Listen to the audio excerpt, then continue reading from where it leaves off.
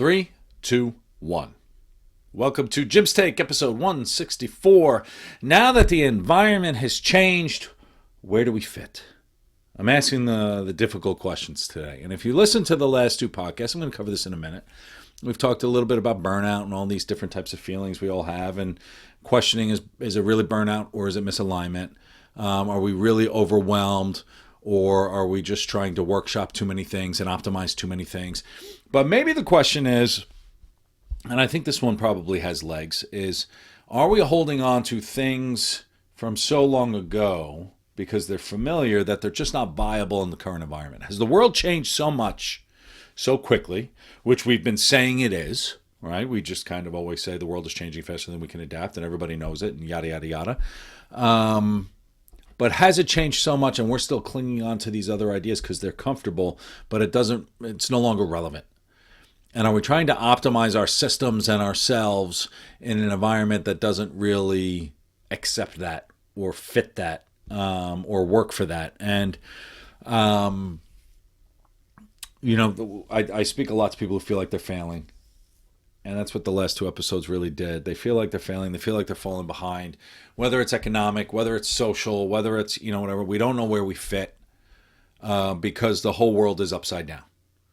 And that's a stressful component, right? And it gives us stress and it gives us really things. And so the question is not to push responsibility away from ourselves, but,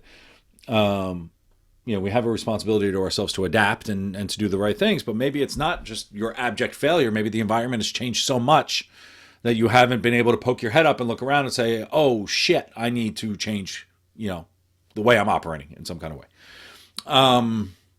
And what I would say is this isn't, a question of chasing opportunity, of trying to do more, of trying to position ourselves in like this crazy kind of, hustle, go after it, that kind of thing. I think what we're going to find at the end of this episode is we have to decide what actually matters and then lean into that before the system decides what matters to you. And that's, I think, kind of my big rub with a lot of this is, as I've said many times on this podcast before, I'm hostile to authority. I don't like being told what to do, especially when I'm being told what to do without asking what I want. Right? And I hate, the unsolicited advice that people give me, like, oh, I just did this. Well, let me tell you what you have to do. I'm like, I didn't ask you what you have to do. And one of my favorite quotes is Richard Boyatzis, when somebody says, I'm just trying to help, you just look at them and say, don't make that my problem. Right? Just because you want to help, like, leave me alone. That's kind of my philosophy. Like, leave me alone unless I ask for help or I'm open to kind of receiving this kind of feedback. And if I'm not dictating where I wish to be in this kind of new environment, then the system that exists starts dictating it for me, and I hate that. And I think that's probably, as I reflected on these last two episodes, that's really, I don't want to sit in a place where I'm being told what I have to do. It's why I have my own business. It's why I do all these other types of things. And I think a lot of people are feeling that too. We're being pigeonholed into this place that we don't really want to be, but we don't know how to get out of it because everything has changed and we're being pushed in an environment that we don't understand. So we cling on to these old identities, these old habits, these old systems, these old questions because they're comfortable to us and we think we know the answers. But the answers have changed. The environment has changed and we have to change the way that we're asking these questions. And I would say that the habits and roles and beliefs of leadership and the beliefs of what we're supposed to do and the beliefs of what politically makes sense and economically makes sense, they're out the window. And that's when we go back to what I originally used to say about belief systems. You don't have a belief system until you can understand why somebody believes something different. And the very definition of a belief system is that it's meant to change. Okay? Like you can't believe something and know something at the same time. And the beliefs we hold about ourselves and the way things should be are out the window because the entire environment has changed. And it takes a very mature, this was part of my maturing as an adult to admit when maybe you were wrong. Or maybe information has changed. Say, wow, you know what? I can't believe this is, a completely different environment than what I thought. I used to think leadership was about this, but now I see it's more relevant as this. I used to think that the best way to parent was this. Now I see this, and this is more interesting kind of way. And that's maturing. It's growing up. It's adulthood. It's owning, right, that old saying, most adults don't make the transition from adolescence to adulthood. Adulthood, in my opinion, is taking ownership of your beliefs and recognizing that your beliefs are probably wrong based on the perspective at which you look at it, which is why other people challenge your beliefs. And that's healthy and that's a good thing. But anyway, so let's go back. So the last two episodes we had, one on misalignment, right? And a lot of people talk about the burnout thing, and it seemed to resonate. I got some nice kind of comments on there. I don't, post much on social or anything, but it's not about being lazy. It's not about being burnout. It's not about being overwhelmed on work. It's, all this kind of stuff. It's this misalignment for what we say we're doing versus what our behaviors actually reward. And that was kind of 2 episodes ago, that was it. And there's a burnout. This is kind of low grade kind of grinding that we always have, where, how you operate and what you say, they don't match. And it. Other people may not know it, but you feel it. Like, it inside that the behaviors you do, I'm going to be a present parent, but I'm always on my phone. I'm going to go to the gym, but I didn't put it into my calendar. Like all those types of things where we say we're doing one thing, but our behaviors actually match it. That duplicity is exhausting because it's just this run rate kind of mess below us. We feel it in our gut, even though we don't acknowledge it or necessarily recognize it. That's one. And I think there's validity to it. So we've got this misalignment component that I would say everybody has, right? Saying you're something and then behaving differently, you're just kind of false. It's this imposter syndrome thing. Like, how are they going to figure me out? Because deep down that you're not doing what you're supposed to be doing. That's that. Number 2 was this constant need for optimization. So we have this grind, this kind of misalignment thing. We don't quite fit in the environment. We're not getting the things done that we need to get done because we're doing things that don't matter to us. And so we try to optimize and put in these systems, right? We buy the books, Buy Back Your Time and Essentialism and this and Unreasonable. But at the same time, we're also reading Unreasonable Hostility, where we have to go do all kinds of things to blow people away and like all this other kind of stuff. And so we're tracking everything, the calories, the steps, the meals. Did I work out? Do I have my check boxes? Did I do these 5 things today? And we've got laundry lists in the morning, laundry lists at night. And then these are the things that a leader's supposed to be. And we're doing all this stuff. And we think we can control all of these things, but it just becomes these habits that are not natural to us. And that becomes exhausting because then we beat ourselves up when we miss something or we don't get the results we want. Or we had dessert and we went over on our calories and then we hate ourselves for it because we aren't matching to this identity that we claim to be. But again, behaviors don't match the, belief and all that other kind of stuff. So we've got misalignment. We're doing all this shit that we don't want to do, or doing things we do want to do, but it's not what we say. Then we're trying to optimize a system to do these things to match the duplicity. And then finally, and this is where I'm going to get to today, is maybe the environment's so effed up that we have, we haven't done the work on ourselves to kind of say, well, what matters to me? And how is that relevant to the system and environment that's existing today? And are we at a point now, finally, where we can go with no? Just say no. Like, I don't need that. And there's a catharsis. There's a nice kind of simplicity benefit that comes with it. And I'm going to define simplicity in a moment. It's not just minimalism. It's just this kind of, this is what matters to me and everything else doesn't. And that's like, I'm sorry, you're having CBGB.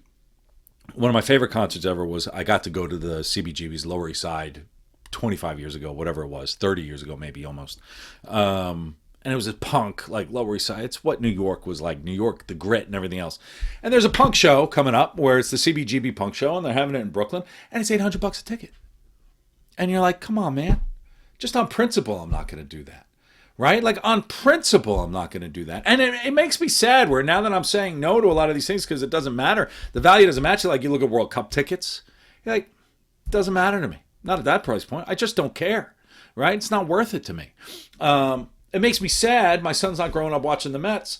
But on principle, I'm not going to pay to watch the Mets at home because then I also have to pay to watch the Yankees at home. I also have to pay to watch baseball at home. Like, it's just not worth it. I just took my family to the Yankees game.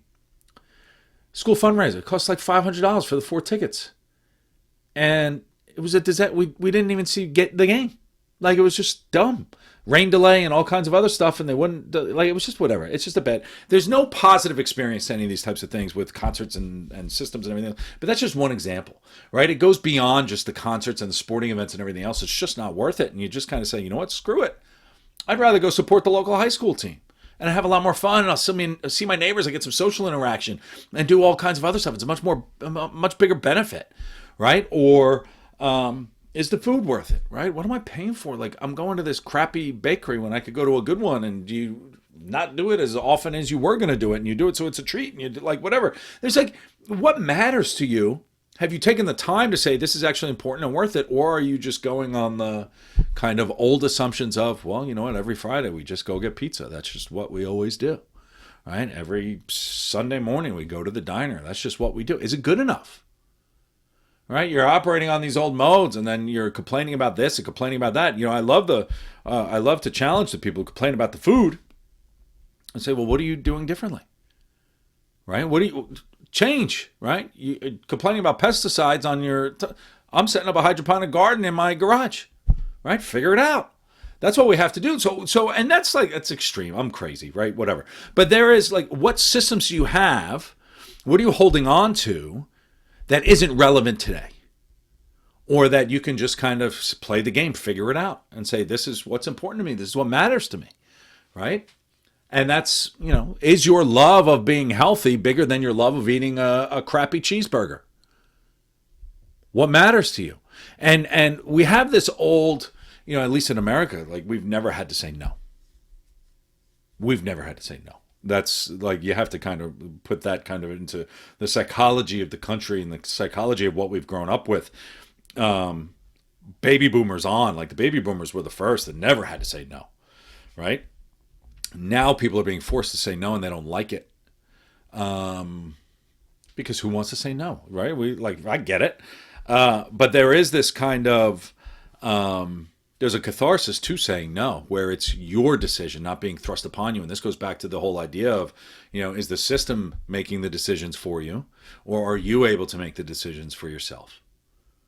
And we're at the point where the system's going to be making the I call it the system, but whatever. It's economic factors, AI, the speed of change, the roles, the expectations, the fewer safe lanes that we can operate in, the unending list of inputs on the way that you're supposed to be, the way that you're supposed to live, the way that you're supposed to work. All of these things are dictating the way that you are supposed to be.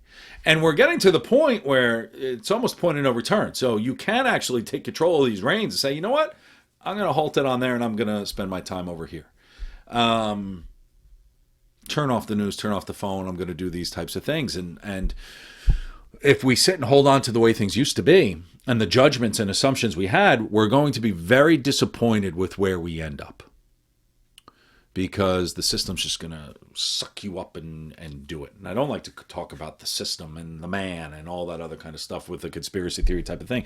Because there is a living system around us. It just operates that way. The way that things kind of ebb and flow, and, you know, it's like a big crowd. You get pushed one way versus another way, and all of those types of things. Technology is influencing that a little too much for my liking. But at the same time, you've got more information than you've ever had in your life to kind of do that. But it's your responsibility to say what matters, what doesn't. And a lot of us don't take that time to do that. And, you know, when I think about simplicity as a strategy for what we want, right? Redefining roles, redefining the definition of success, redefining the relationships you need, the environments you want to spend time in, the work you wish to do. I've been speaking to more and more people in their 50s. Kids are gonna almost out of college or in their 60s, and they say, you know what, I don't have to do the grind anymore. Maybe I do go work 3 days a week somewhere else and open it up and do that. What assumptions do we have in terms of your identity? Can you let it go? Right? If you're an 85-year-old guy telling me that you're an engineer, but you haven't worked in 30 years, are you still an engineer? And do you wish, if you were to look in the mirror right now and say, this is my identity right now, I'm an HR professional, I'm a corporate finance professional, like, is that the identity you're going to carry to 90? Do you wish to do that? And Are the neighbors telling you that's the identity you have to have because you got to drive the Beamer and all these other things? Or do you even give a shit? Do you care what's important to you? Right? Rock and roll. Have fun. Simplicity, as I think about it, and I love Thoreau, and say what you want about Thoreau, right? He went to his mother's home for dinner every Sunday, and she did his laundry and all that other kind of stuff. Great. But the idea of simplicity is not... a lot of people like to put it down simply because they don't, they like to have this false kind of intelligence. So like, well, let me tell you why it's wrong. Anyone who tells you why something is wrong before they tell you why it might be right is generally stressed and trying to put an idea down so that you think that they're more intelligent. See through it. It's an insecure kind of practice, right? I always look the lens of insecurity over those types of people. They are, as they sit in a meeting and they sit there and say, well, we can't do that because of this, rather than say, here's how it might work, right? They're just trying to sound intelligent. And those people annoy me. But the idea of simplicity that I love with Thoreau is really, he went to the woods to live intentionally. Like, what matters? What really matters to you? Right? It's not about just minimalism and getting rid of stuff. Right? That's not what it is. That's not about, less stuff. Although there is, I prefer to have less stuff. I've got too many books sitting around here. I've got 150 books sitting here that I'm kind of ripping through and reading and everything else. It becomes a project and all these other types of things. There is a simplicity kind of component from minimalism, but that's not what I mean. It's focusing on what matters so that you can execute on what matters. It's eliminating distraction.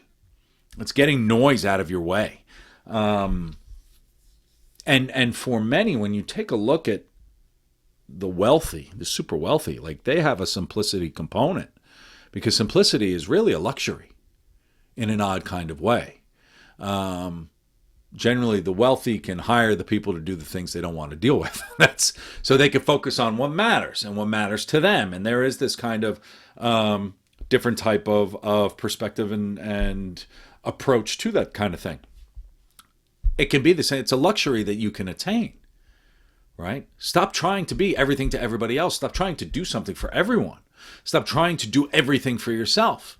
If we just pause and say, this is, what moves my needle right now? What do I need right now? What do I enjoy? What am I holding on to out of habit versus intention, right? I've got a box of crap in the attic that was like great-grandparents' stuff. Like, why am I holding? I'm never going to use this stuff or look at it. Do you need to hold it because you're supposed to? God, man, how annoying is that, right? And it's going to go away. All right, but as you kind of think about all these things, from minimalism stuff all the way through activities we do, the activities we do, if you do too many, you're spread too thin to actually do any of them really, really well. And that's where simplicity as a strategy of what matters and where do you fit, your environment will help you dictate that and prioritize. But as you prioritize on what matters, yeah, your kids are a prioritization, but why? Right? So you're going to spend more time around your kids and doing those types of things. Fine, do it well. It's like those people who kind of give you the tips, even if you're a busboy, then you busboy the best, and then maybe you can make it up to waiter and all that. Like that's a little disingenuous, but there is something to be said for if you're going to do something, do it well. Otherwise, just don't freaking do it. Right? If you're going to paint your fence, paint it well. Otherwise, it's going to look like shit. You're going to have to do it again. Right? And that's kind of the rub of what matters. Does a nice fence matter or not? Then don't do it. Go do something that matters. Right? And let your house fall apart. Who cares? But most people don't need more opportunity and more work and more things and more angles and more workshopping and more any of these things. What we need are fewer commitments that we can take care of with intentionality. That's what we need. We need fewer commitments that we can put higher intent around. And that's what's really important in the work that I've been doing is, maybe we don't need a framework, right? Maybe we don't need a framework. Maybe we don't need a new system, a productivity system. Maybe we just need to make a decision. And I think that's where the figuring out where you are in this new environment is. You just have to make a decision on what matters and what doesn't. Right? But we're just going to kick the can down the road. Right? What are you willing to let go of? And just let it go. Right? You just don't need it. What are we carrying around that we just don't need to carry? It's just noise and annoying. And that's, so when we think about misalignment, where we're saying we're supposed to be doing things, but actually doing something different, and there's a rub. There's that kind of tension that lives beneath us, and it gives us that burnout. It leads us to burnout. Then you've got the optimization, where we're doing busy work and we're trying to do all these things because we think we can control the system and we can't. So that's it. But it keeps us busy, and that's great. And we keep optimizing, hope it clicks, do whatever. Or we can just say, that's not part of who I am anymore. Right? And that's, we step back, we simplify, we make intentional decisions. It was like when I quit. I don't have to bring drinking into it, but it's why I quit drinking. It's not part of who I am anymore. It just doesn't help. It's not the person I wish to be. Done. That's it. Right? You want to become a vegan? Fine. I no longer eat that crappy food. Right? It's not part of who I am. Right? There's an identity component of who you are and who you wish to be. And we have to define that. We have to be explicit about it. And when we start to say, this matters to me and this doesn't, then it makes it a lot easier to kind of to find your lane. So good luck with your intentionality. That's it. Find what matters. And I think that's the question we have to answer ourselves. And it helps you then find the alignment, lowers the optimization because you just don't need to. You're not optimizing things you don't have to worry about. And it you let go of these things that we're supposed to be in an environment that we're not comfortable in. And when we're focused on ourselves within the environment, all of a sudden we can then kind of navigate with ease. So good luck. Have a wonderful week. Stay interesting. Enjoy the summer. And I'll talk to everyone soon. Thanks.